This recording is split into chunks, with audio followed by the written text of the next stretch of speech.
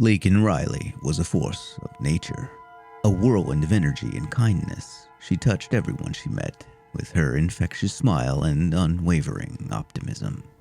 Growing up in Woodstock, a town where families were connected by generations of shared history, church pews on Sunday mornings, and Friday night football games under the stadium lights, Laken embodied the very essence of this tight-knit community. She was a star athlete, a dedicated student, and a loyal friend. Her warmth and generosity radiating outwards, touching everyone she met. Laken dreamed of becoming a nurse, driven by a deep desire to help others and a passion for healing.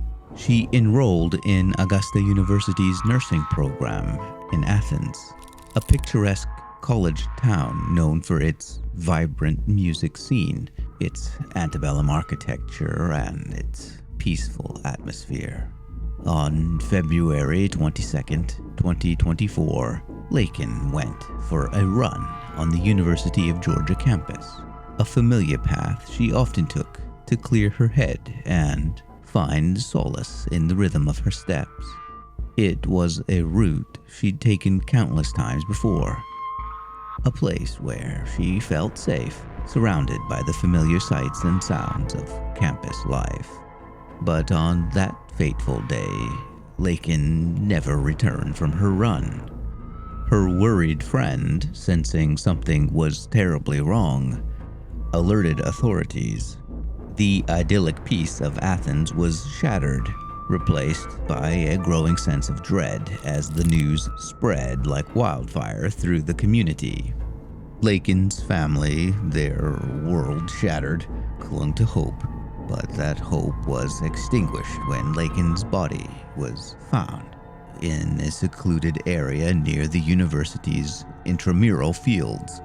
The news of her death sent shockwaves through Athens and rippled outward, leaving a nation reeling in disbelief and despair. Thank you so much for joining us this afternoon. I'm Faith Jesse. We start the hour with the latest out of Athens. We now know the name of an Augusta University nursing student found dead near the University of Georgia intramural fields yesterday afternoon.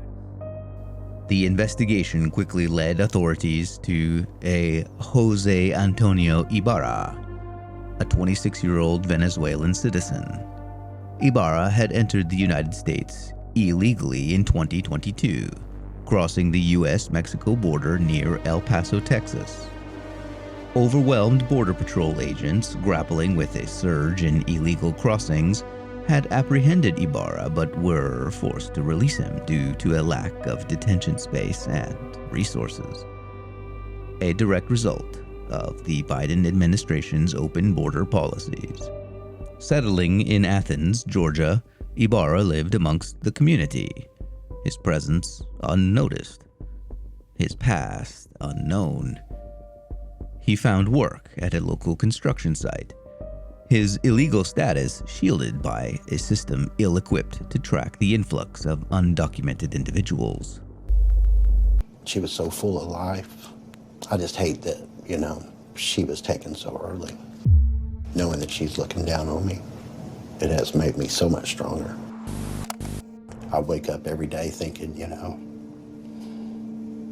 that I can call her, and I can't. Do you think a difference in immigration policy would have made a difference for Laken? We have no idea if that would have changed anything, but he's here illegally, that he might not have been here had we had secure borders.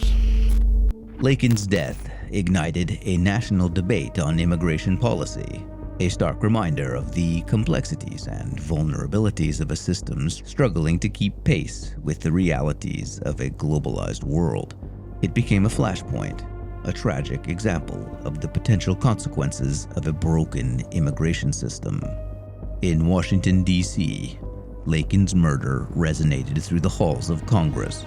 The Senate, bitterly divided along partisan lines, became embroiled in a heated debate about border security and the need for comprehensive immigration reform. The nation watched as Representative Marjorie Taylor Greene, a fiery Georgia Republican, confronted President Biden with the human cost of his administration's open border policies, forcing him to confront the name and the memory of Laken Riley.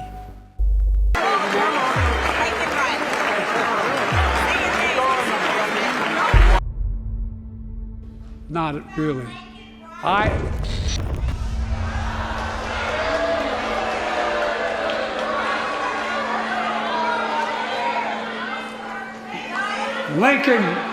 Laken Riley, an innocent young woman who was killed by an illegal. A grand jury indicted Jose Ibarra with malice murder and felony murder in connection with the death of Riley.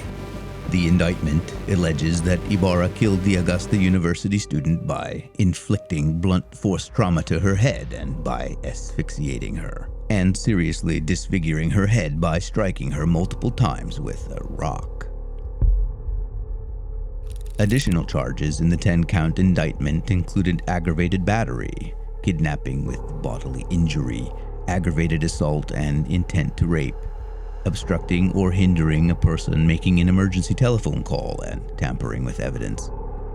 The latter charge alleged he knowingly concealed evidence, a jacket and gloves, involving the offense of malice murder. He was also charged with a peeping Tom offense. The indictment alleges that on the same day as Riley's murder, he spied through the window of a different person who lived in an apartment on campus. He has been denied bond and is being held at the Clark County Jail. Police have said they do not believe Ibarra, who again was a migrant from Venezuela, knew Riley at all, and that this was a crime of opportunity. Laken's murder has become a lightning rod for change.